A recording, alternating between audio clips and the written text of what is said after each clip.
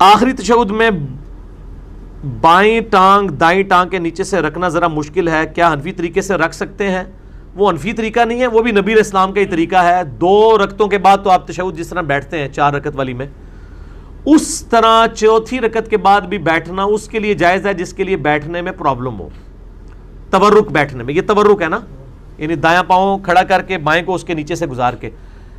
تورک کا ایک دوسرا طریقہ بھی ہے کہ دونوں پاؤں ایک طرف نکال دیں، جس طرح کہ حنفیوں کی عورتیں نکالتی ہیں، وہ بھی سنت ہے۔ تو اگر آپ کو تورک بیٹھنے میں پرابلم ہے تو آپ دونوں پاؤں ایک طرف نکال دیں، اور اگر اس میں بھی پرابلم ہے تو جس طرح 2 رکعتوں کے بعد بیٹھا جاتا ہے 4 والی نماز میں، اس طرح بھی بیٹھنا جائز ہے۔ اور فجر میں چونکہ دوسری رکعت آخری رکعت ہوتی ہے، اس میں تو تورک کریں گے، لیکن جو بیچارہ نہیں بیٹھ سکتا اس کے لیے پرابلم ہے۔ اور تورک میں بھی میں نے جو نماز کا پریکٹیکل 70A میں ریکارڈ کروایا، اس میں نے بتایا تورک اسی صورت میں پاسبل ہے جب پوری صف میں سب لوگ ایک مناسب فاصلے پر نماز پڑھیں، یعنی پاؤں سے پاؤں ملائیں اپنے جسم کے مطابق۔ ایک بھی بیچ میں سے تورک اگر چھوڑ دے گا نا تو باقیوں کے لیے تورک بیٹھنا مشکل ہو جاتا ہے۔ لہٰذا نبی علیہ السلام تو ہمیشہ تورک اس لیے بیٹھ لیتے تھے کہ آپ جماعت کروا رہے ہوتے تھے، آپ کو کوئی پرابلم نہیں تھی ہوتی دائیں بائیں سے، لیکن مقتدیوں کے لیے ایشو ہو جاتا ہے۔ اور یہ بھی صحیح حدیث کے اندر آیا کہ اپنے بھائی کے لیے نرم ہو جاؤ۔ ویسے بخاری مسلم میں آیا ہے کہ نبی علیہ السلام نے فرمایا کہ خوب کھل کے یعنی سجدہ کیا جائے، لیکن جب جماعت کے لیے آپ نے فرمایا پھر کھل کے نہیں کرنا، پھر آپ نے یوں سمٹ کے ہی سجدہ کرنا ہے، کیونکہ اس میں پھر ساتھ والوں کو تکلیف ہوگی۔ کیا 2 سجدوں کے درمیان شہادت کی انگلی اٹھانا سنت سے ثابت ہے؟ یہ کچھ سلفیوں نے کام شروع کیا ہے۔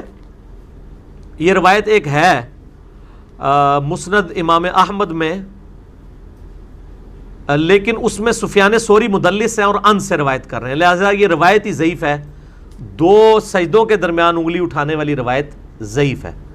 تشہد میں ہی انگلی اٹھانی ہے، اور تشہد میں انگلی اٹھانے کا طریقہ آپ یہ یوٹیوب پہ لکھیں، میرا کلپ ٹاپ پہ کھلے گا، اس میں نے پورا طریقہ اس حوالے سے بتایا۔ 2 سجدوں کے درمیان والی روایت سفیان ثوری کی تدریس کی وجہ سے ضعیف ہے، اور یہ وہی سکم ہے جو بغیر رفع الیدین والی روایت ابن مسعود والی میں ہے، اس میں بھی سفیان ثوری مدلس ہے۔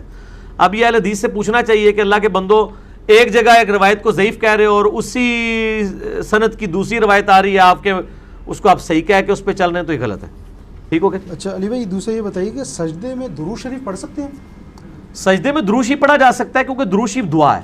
بخاری اور مسلم میں حدیث ہے کہ نبی صلی اللہ علیہ وآلہ وسلم نے، حضرت علی کہتے ہیں کہ رکوع اور سجدے میں قرآن پڑھنے سے منع کیا ہے، اور صحیح مسلم کے الفاظ ہیں کہ سجدے میں تم اللہ کے سب سے قریب ہوتے ہو، خوب دعائیں مانگو۔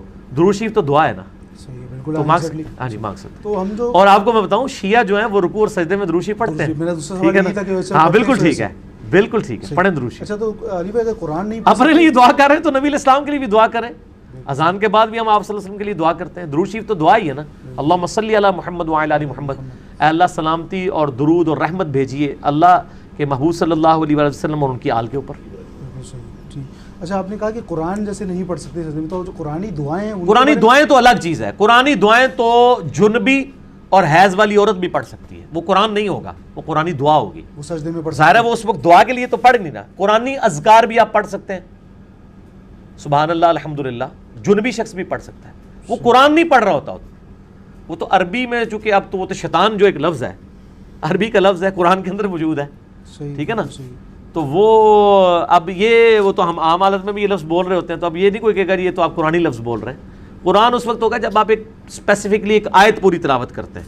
اگر قرآن کی دعا ہے، وہ دعا حدیثوں میں بھی، جیسے ربنا آتنا فی الدنیا، صرف قرآن تو نہیں ہے، بخاری مسلم میں حدیث ہے کہ آپ صلی اللہ علیہ وآلہ وسلم کی اکثر دعا یہی ہوتی تھی، ربنا آتنا فی الدنیا حسنہ، تو یہ تو حدیث بھی ہے نا، قرآن کو تو چھوڑ دیں، حدیث بھی ہے۔